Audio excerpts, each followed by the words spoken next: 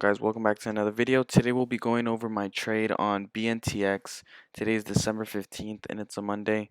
So to start off, I'll show you guys my P&L, and my P&L for the day is one trade on BNTX, $370.57. It was a short position, as you guys can see, at an average cost of 110. So let's break this down first off. So let's go on a bigger time frame and show you guys why exactly I was shorting this.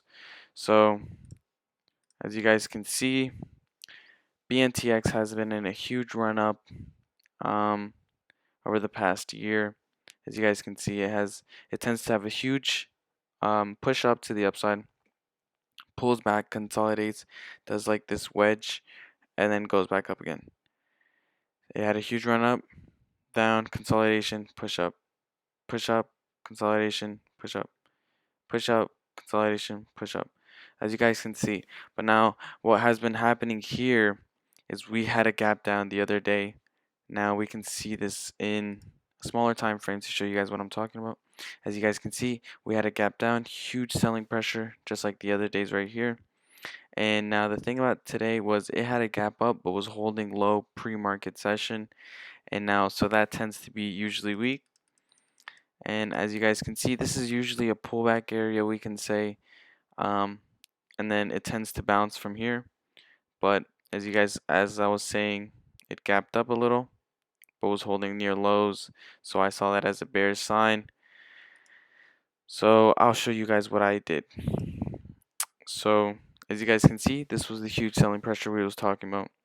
As you guys can see, huge selling pressure. So that's what I was expecting today, and that's what I was looking for, a momentum, a continuation of the momentum from yesterday to the downside.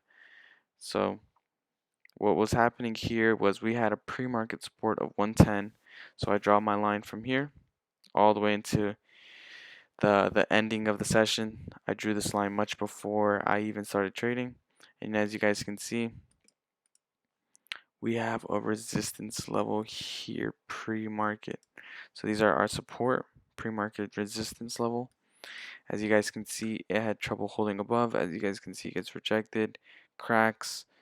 It has a closing candle above, but immediately it gets rejected. You see it has a consolidation under. It had its little breakout. It caught all the longs, and in this area, as you guys can see, this resistance area is just a key selling area, which has trapped all the short long hands. So we had a push down, smaller consolidation, and then we had our first breakdown on the stock, this 113 level. I actually missed this trade this morning, unfortunately, but no worries. So then we found our first support after its huge move down, which it so happened to be that 110 level. Boom, so 110 level, it came back, consolidated. I was looking for a short around this level, but we didn't get it, so we waited. Once again, we got a retest. Once again, we got a consolidation. As you guys can see, it's having trouble going back to its highs, and it keeps having lower highs.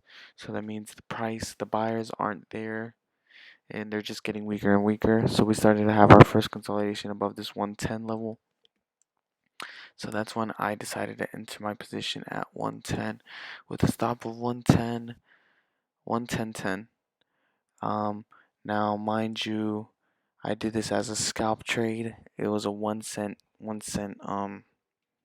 It's a very high risk trade, but I ended up getting $370 out of it, which is going to be about 37 cents average sell. So I had an average sell about here. Um, I know there's going to be a lot of criticism possibly, and why I sold too soon, this and that. But at the end of the day, you got to know that in day trading, you don't know the future, right? But what you can do is set yourself up for the best odds and the best amount of profit you can. So I was risking 10 cents and I was able to make 37 cents. That's 3.7 R on my money, risking 1 R. That was a fantastic trade by itself. 2 R on my money, risking 1 R is profitable trading. As long as you're making much more than you're risking, You'll make money in day trading at the end of the day. I mean, at the end of the week, at the end of the month, at the end of the year. You just got to keep resisting, keep shooting for big targets, and have small stop losses. And yeah, so that was the key to this trade. I was risking, I was risking small, and I wasn't expecting to make a huge amount of profit. As you guys can see, if you want to talk about what ifs, I could have made 1,600 possibly. I had about 15 cent spread, so I could have made like 1,400. But this is all what ifs. The whole point is not to shoot for huge, impossible targets every time, but it's to shoot for small winners, small winners, small winners, and these small winners will end up adding up. So I really hope this helped you guys. And if you had any questions, concerns, comments, leave them down below. And yeah, till next time.